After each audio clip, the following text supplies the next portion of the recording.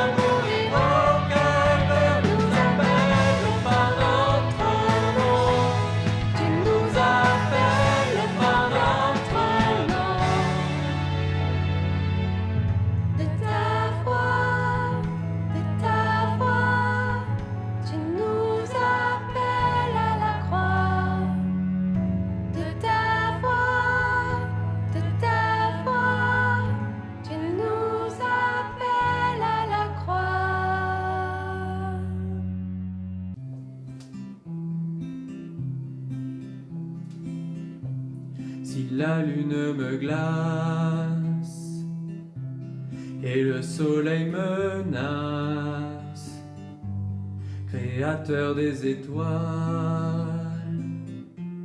mon secours est en toi.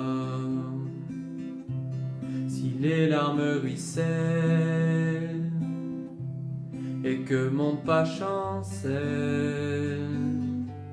créateur de la terre, mon secours est en toi. Je lève les yeux vers les hauts sommets,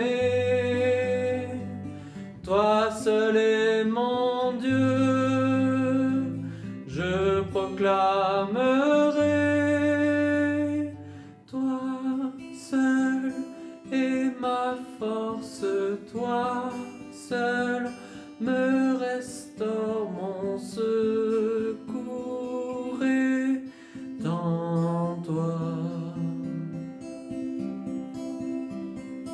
Toujours tu me portes, jamais tu ne dors, mon secours est en toi. Si la peur m'envahit et mon âme chavire, créateur de la vie, mon secours est en toi. Je lève les yeux vers les hauts sommets, toi seul est mon Dieu, je proclamerai, toi seul est ma force, toi seul me restaure, mon secours est en toi. Toujours tu me portes, jamais tu ne dors, mon secours est en toi. Ta victoire, mon espoir, ton chemin, mon destin, ton salut, mon refuge, tout est en toi. Ta victoire, mon espoir, ton chemin, mon destin, ton salut, mon refuge, tout est en toi. Ta victoire, mon espoir, ton chemin, mon destin, ton salut, mon refuge, tout est en toi. Ta victoire, mon espoir, ton chemin, mon destin, ton salut, mon refuge, tout est en toi.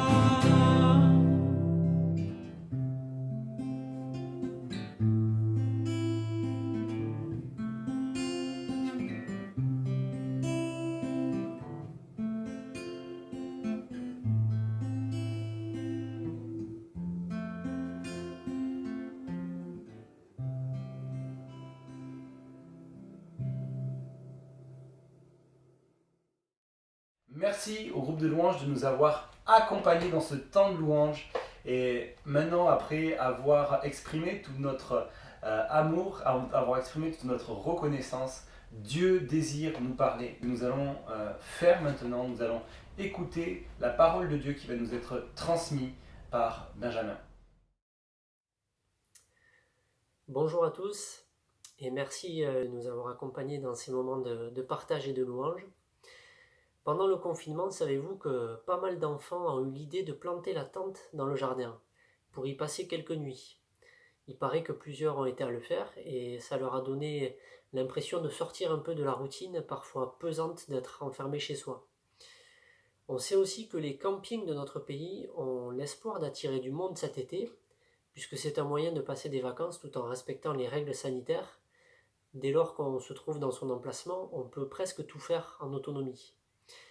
Et je vous parle de ça parce que ce matin, je vais vous proposer de nous intéresser au calendrier des fêtes juives, qui est en place depuis plusieurs milliers d'années, et nous allons en cibler une en particulier.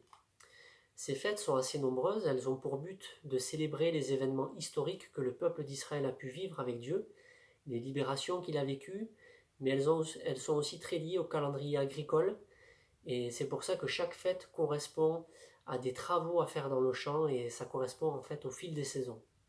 On connaît la fête de la Pâque, la fête des pains sans levain, la fête de la moisson, la Pentecôte, la fête des trompettes, le jour des expiations. Et ce matin, nous allons approfondir la signification de la fête des cabanes, aussi appelée la fête des tentes ou des tabernacles.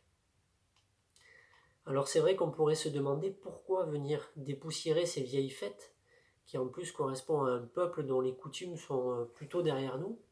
C'est aussi ce que j'ai premièrement pensé lorsque, en moi, j'ai ressenti cet appel à traiter ce sujet.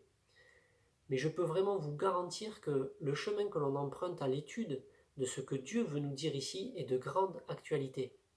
Et nous allons aborder des thèmes qui sont brûlants dans nos cœurs et dans notre relation que nous voulons entretenir avec le Seigneur. Alors voyons d'abord à quoi correspond cette fête des cabanes en lisant dans le livre de Lévitique, le chapitre 23, à partir du verset 39. Donc Lévitique 23, 39. Le 15e jour du 7e mois, quand vous récolterez les produits du pays, vous célébrerez donc une fête à l'Éternel pendant 7 jours. Le premier jour sera un jour de repos et le 8e sera un jour de repos. Vous prendrez le premier jour du fruit des beaux arbres, des branches de palmiers, des rameaux d'arbres touffus et des saules de rivière, et vous vous réjouirez devant l'Éternel votre Dieu pendant 7 jours. Vous célébrerez chaque année cette fête à l'Éternel pendant 7 jours, c'est une loi perpétuelle pour vos descendants. Vous la célébrerez le 7e mois. Vous demeurerez pendant 7 jours sous des tentes. Tous les indigènes en Israël demeureront sous des tentes, afin que vos descendants sachent que j'ai fait habiter sous des tentes les enfants d'Israël, après les avoir fait sortir du pays d'Égypte. Je suis l'Éternel, votre Dieu. C'est ainsi que Moïse dit aux enfants d'Israël quelles sont les fêtes à l'Éternel. Donc voilà une fête assez surprenante, je trouve, que l'on pourrait résumer comme ça: camping obligatoire pour tout le monde. Et pas simplement pour une seule nuit, pendant toute une semaine. On a dit que les fêtes pouvaient être liées à des délivrances, mais aussi au calendrier agricole. Et donc, on a lu que la fête des tabernacles avait lieu le 7e mois, qui correspond à peu près au mois de septembre-octobre, le 15e jour de ce mois. À ce moment-là, ça correspondait également à la fin de la moisson non pas des céréales, mais la moisson des raisins et des olives. On pourrait résumer ça par les vendanges. Donc une fois que les vendanges étaient terminées, que tout le travail des champs était terminé, on sortait hors de la ville pendant 7 jours pour aller célébrer cette fête. Et cette fête des cabanes, c'est bien donc tout le peuple qui va se mettre en marche hors de chez eux. Ils devaient donc ramasser des branchages, des rameaux, des branches de palmier pour se confectionner un petit abri temporaire et modeste qu'ils devaient occuper pendant toute la semaine. Ils devaient aussi certainement faire une croix sur certains conforts que leur maison traditionnelle pouvait leur offrir. Et à côté de ça, ils devaient se réjouir, se rappeler, ne pas travailler et commémorer cette période si marquante et si déterminante pour les Hébreux qu'a été la traversée du désert, les 40 années de errance. On comprend donc que cette fête est surprenante justement pour marquer les esprits. Dieu a voulu qu'elle soit instituée et respectée pour qu'elle serve de mémorial. La Bible nous enseigne très souvent que nous avons un devoir de souvenir des épreuves par lesquelles nous sommes passés, des victoires que nous avons pu vivre, souvenir des bénédictions reçues, des leçons morales et spirituelles, souvenir de notre incapacité à faire le bien par nous-mêmes et de notre besoin d'être pardonnés du mal qu'il y a en nous. Et je me mets à la place d'un petit enfant qui devait, j'imagine, attendre avec impatience ce moment. Parce qu'en plus, c'est une fête où Dieu exigeait que le peuple se réjouisse. Pas question ici de jeûner, de se lamenter ou de s'humilier. Non, il fallait vraiment se réjouir et se rappeler avec reconnaissance. Et ces hommes, ces femmes et ces enfants avaient là vraiment un moment spécial, à part, pour entretenir et transmettre ce devoir de mémoire. Mais alors, que devait-on se rappeler précisément ? Il y a dans le livre de Deutéronome des versets qui précisent quel est ce devoir de mémoire qu'il devait entretenir, et je vais vous lire quelques passages donc dans Deutéronome. On peut prendre par exemple au chapitre 1, le verset 30. « L'Éternel votre Dieu qui marche devant vous combattra lui-même pour vous, selon tout ce qu'il a fait pour vous sous vos yeux en Égypte, puis au désert, où tu as vu que l'Éternel, ton Dieu, t'a porté comme un enfant, comme un homme porte son fils, pendant toute la route que vous avez pu faire jusqu'à votre arrivée en ce lieu. » Ensuite, on peut lire chapitre 7, au verset 7. « Ce n'est point parce que vous surpassez en nombre tous les peuples que l'Éternel s'est attaché à vous et qu'il vous a choisi, car vous êtes le moindre de tous les peuples, mais parce que l'Éternel vous aime. » On peut lire également le chapitre 9, à partir du verset 6. « Sache donc que ce n'est point à cause de ta justice que l'Éternel ton Dieu te donne ce bon pays pour que tu le possèdes, car tu es un peuple au cou raide. Souviens-toi et n'oublie pas de quelle manière tu as excité la colère de l'Éternel ton Dieu dans le désert. Depuis le jour où tu es sorti du pays d'Égypte jusqu'à votre arrivée dans ce lieu, vous avez été rebelles contre l'Éternel. » Et on peut également lire le chapitre 8, à partir du verset 2. « Souviens-toi de tout le chemin que l'Éternel ton Dieu t'a fait faire pendant ces 40 années dans le désert, afin de t'humilier, de t'éprouver, pour savoir quelles étaient les dispositions de ton cœur, et si tu garderais ou non ses commandements. Il t'a humilié, il t'a fait souffrir de la faim, il t'a nourri de la manne que tu ne connaissais pas, et que n'avaient pas connu tes pères, afin de t'apprendre que l'homme peut vivre non seulement de pain, mais de tout ce qui sort de la bouche de l'Éternel. Ton vêtement ne s'est point usé sur toi, et ton pied ne s'est point enflé pendant ces 40 années. » Donc on voit vraiment dans ces versets qu'il y a donc une sorte de double attitude à considérer pour le peuple. Le fait que par eux-mêmes, ils étaient infidèles et indignes de la délivrance que Dieu leur a accordée, et le fait que Dieu les ait tout de même portés, soutenus, et même entretenus malgré leur infidélité. Dans le récit de l'histoire du peuple de Dieu, et tout au long de la traversée du désert, on découvre que ce peuple a vraiment eu le cou raide, pour reprendre l'expression que nous avons lue. Il a constamment murmuré. Et ce que l'on remarque, c'est qu'effectivement, ce peuple était très oublieux. Au fur et à mesure des délivrances que l'Éternel leur accordait, ils se braquaient de plus en plus. Après cette grande victoire sur les Égyptiens et la traversée de la mer, Dieu les a conduits et leur a accordé de l'eau, la manne, de la viande, les tables de la loi, une protection divine avec la nuée et la colonne de feu. Ils avaient tout, mais ils ne pouvaient pas s'empêcher de regarder en arrière leur ancienne vie dans le pays d'Égypte, pays où, rappelons-le, ils étaient esclaves, sous la servitude. Et donc Dieu va pourtant rester fidèle à sa promesse, en les amenant aux portes de la terre promise. Mais là encore, la visite de ce pays va les pousser à se plaindre. Il y a encore des choses qui ne vont pas. Ce n'est pas aussi simple qu'ils l'auraient espéré. Bref, ils sont encore déçus.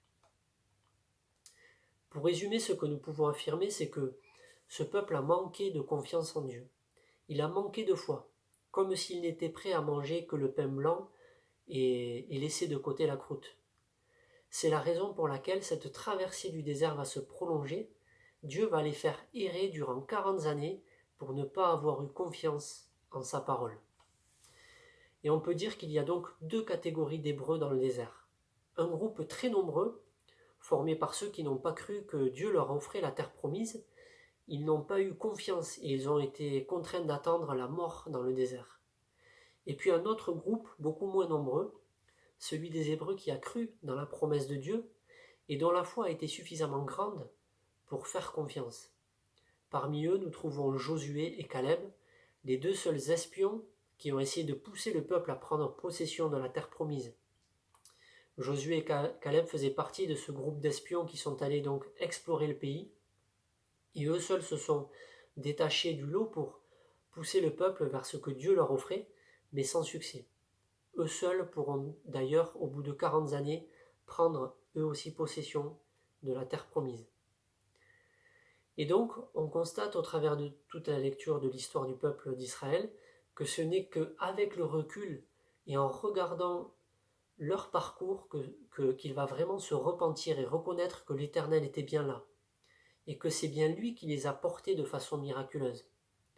Au travers de la fête des cabanes, le peuple reconnaît enfin que Dieu les a portés comme un père porte son enfant, et il reconnaît aussi que ses chaussures ne se sont point usées. Et c'est donc ici que je vous propose de rejoindre l'histoire de ce peuple. Parce que je suis de plus en plus convaincu que les Hébreux de la Bible sont finalement qu'une représentation parfaite de ce que nous sommes au fond de nous. Il est même fort possible que nous, Français, à leur place, nous ayons été encore plus râleurs qu'eux. Ce périple, en totale errance au milieu du désert qu'ils ont vécu, est une image très nette de notre voyage ici-bas. Nous sommes bien imparfaits, bien incapables de nous satisfaire de ce que nous avons, et il faut reconnaître aussi que notre foi et notre confiance en la capacité de Dieu de nous guider est bien faible. Sur le principe, c'est vrai que nous acceptons l'idée que le Seigneur soit au centre de notre vie, mais dans la pratique, est-ce que nous sommes vraiment celui qui lui laisse la place pour qu'il soit à la place du conducteur et non pas du passager? Donc surtout, ne faisons pas l'erreur de regarder l'histoire de ce peuple en pensant que nous aurions pu faire mieux nous-mêmes. Il y a un autre élément fondamental que nous partageons avec ce peuple, que nous avons en commun, c'est l'amour que Dieu nous porte. L'Éternel Dieu ne s'est jamais lassé de pardonner à ce peuple rebelle. Constamment, il est revenu sur ses jugements. Il voulait punir, mais a toujours au final accordé sa grâce au premier signe de repentance. Et là, il ne faut pas se tromper, ce n'est pas par laxisme, par négligence ou par paresse que Dieu a retenu sa main. Nous qui le connaissons, nous savons que le Créateur est l'incarnation de la justice, de la droiture, et cela se voit dans les lois physiques qui régissent l'univers, par exemple. Non, si Dieu a retenu sa main, c'est parce qu'il a profondément aimé, malgré tout, ses enfants qui erraient dans le désert. Les hommes d'aujourd'hui sont aussi divisés en deux catégories. Ceux qui vivent ici-bas sans chercher à savoir ce qui vient après, en profitant au maximum de cette vie, et ceux qui s'inclinent devant Dieu, qui explorent les Écritures, comme Josué et Caleb, et qui espèrent un jour voir cette terre promise qui nous est réservée dans le ciel. Il y a également dans ce passage avec Josué et Caleb un enseignement profond à découvrir sur la marche par l'Esprit. Le peuple d'Israël, lorsqu'il s'est approché du pays, a donc buté sur cette frontière qu'il n'a pas osé franchir par manque de foi. Les hommes et femmes de notre génération doivent aussi faire face à cette question qu'est la personne de Jésus-Christ. Qui est-il pour toi ? La Bible dit que l'amour de Dieu l'a poussé à envoyer son Fils Jésus sur la terre pour qu'il vive comme nous, et que ce soit sur lui que retombe toute la colère de Dieu, toute celle qu'il a emmagasinée. Tout est tombé sur Christ. Les péchés des hommes de toute l'histoire de l'humanité, les péchés du peuple dans le désert qui a murmuré, tout comme nos péchés à nous qui murmurons aussi aujourd'hui.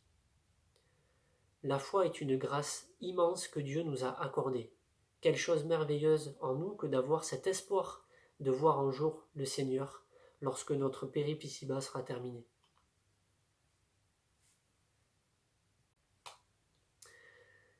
Alors pour quelles raisons pouvons-nous dire que la fête des cabanes est un sujet d'actualité pour les chrétiens d'aujourd'hui ?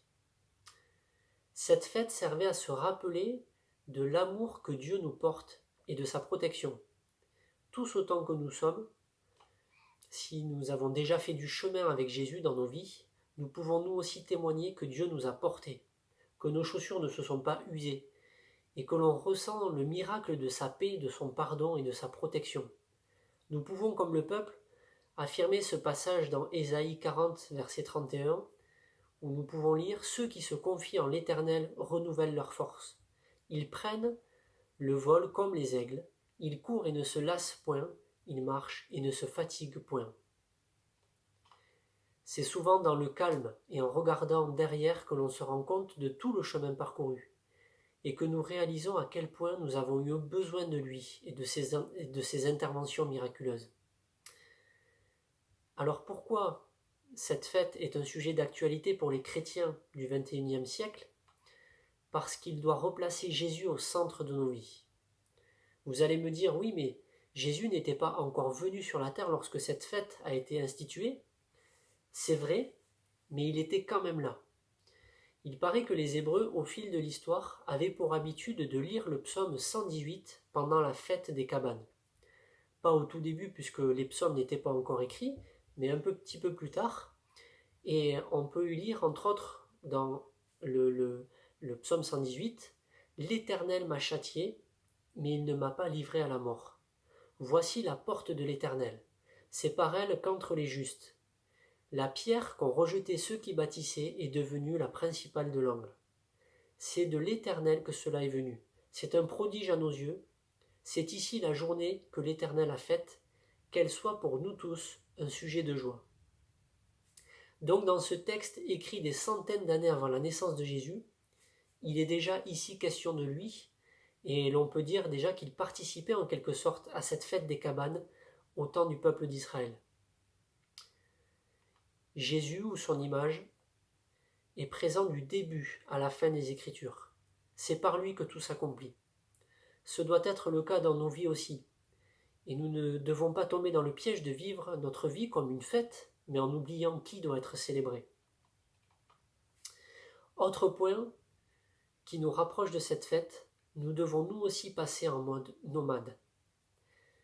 Dieu voulait que son peuple sorte de la ville pendant une semaine pour revenir à des choses plus simples, plus rudimentaires, moins encombrantes, moins envahissantes. Ne sommes-nous pas nous aussi envahis par ce monde, par son esprit, par sa technologie, par son confort? La Bible est très claire sur ce point. Nous devons trouver un équilibre. N'aimez pas le monde ni les choses du monde, nous dit 1 Jean 2, 15.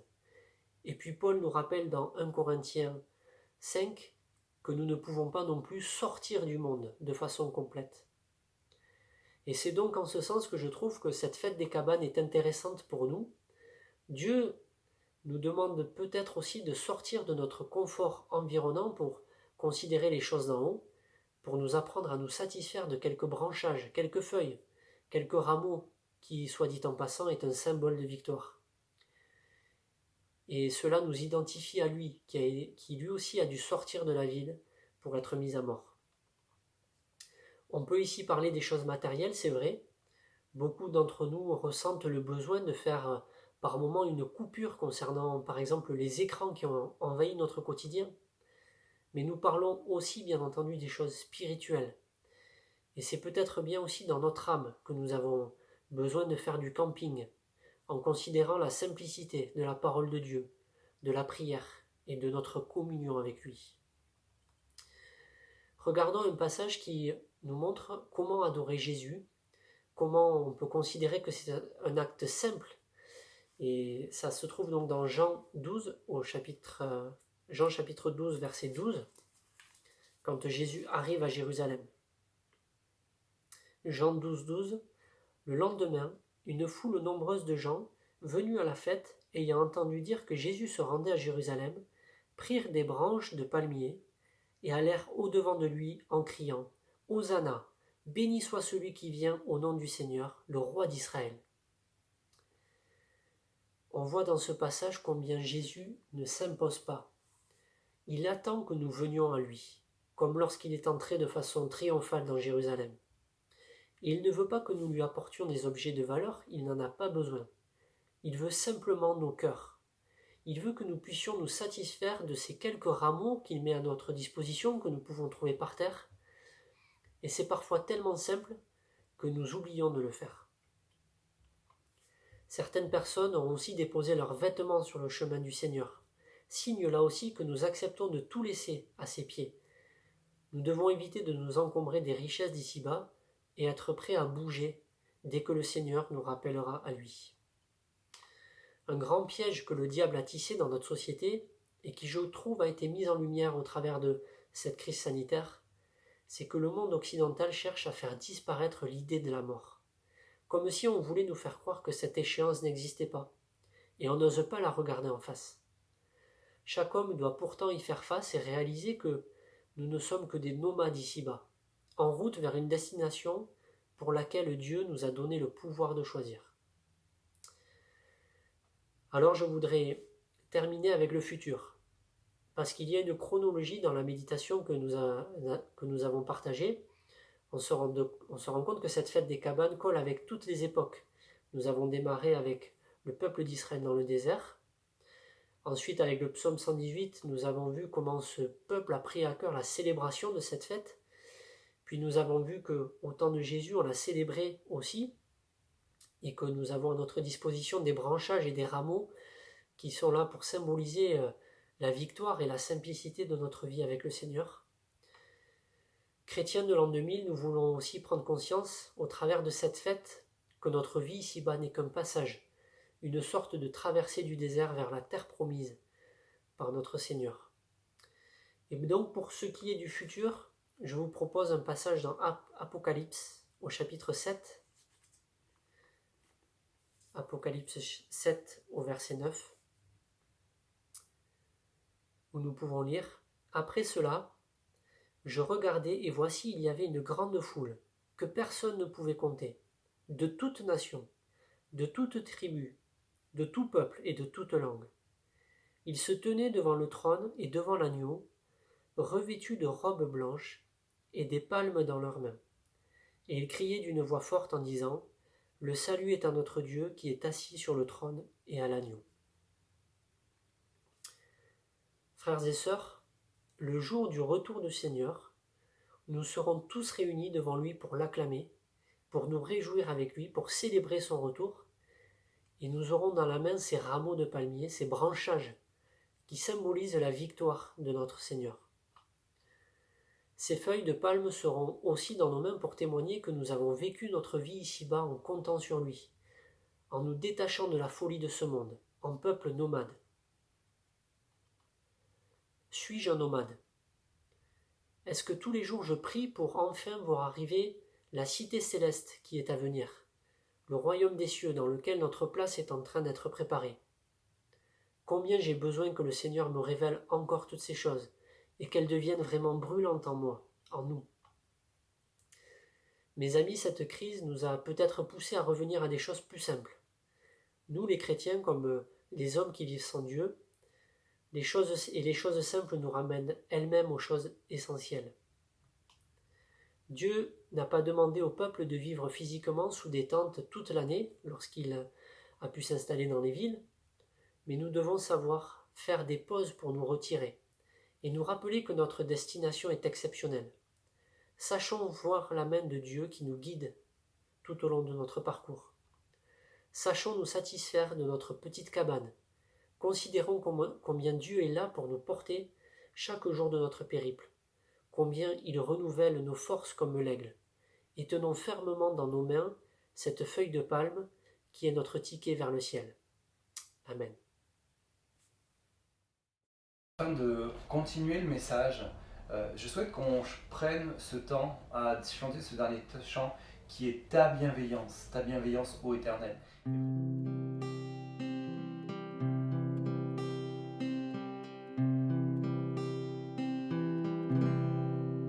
J'écouterai ce que dit Dieu, car il est droit pour qui l'écoute. La paix divine est sur tous ceux qui vont à lui quand vient le doute. Fidèlement, je veux le suivre. Je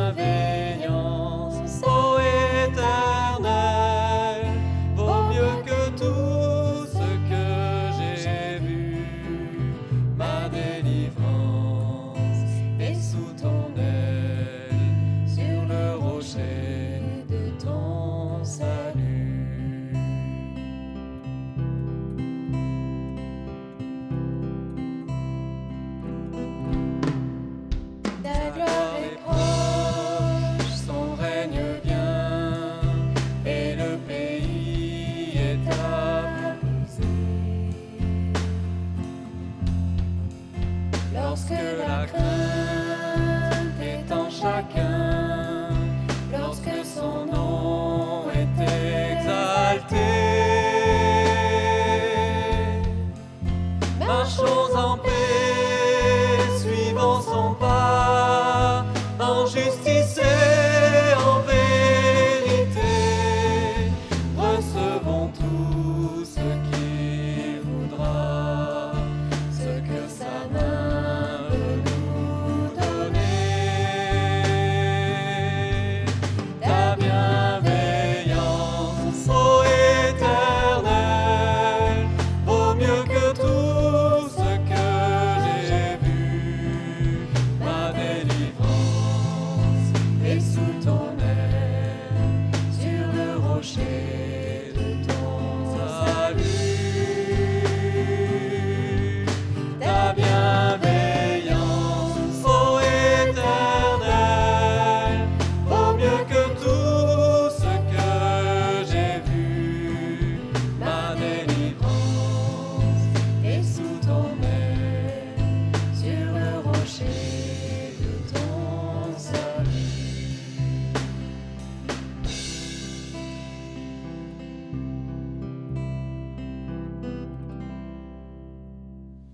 Voilà, il est temps de nous quitter. Ce culte est arrivé à sa fin. Je voulais tout simplement vous remercier pour votre fidélité. N'hésitez pas à partager la vidéo parce que plus vous partagez sur les réseaux sociaux, plus des personnes pourront voir ces vidéos. N'hésitez pas à mettre aussi un j'aime si vous avez aimé la vidéo parce que ça va aider à que plus de monde voie cette vidéo. En tout cas, soyez bénis et bonne fête à tous les mamans. Passez un bon moment en famille. Que Dieu vous bénisse et à très bientôt. Au revoir.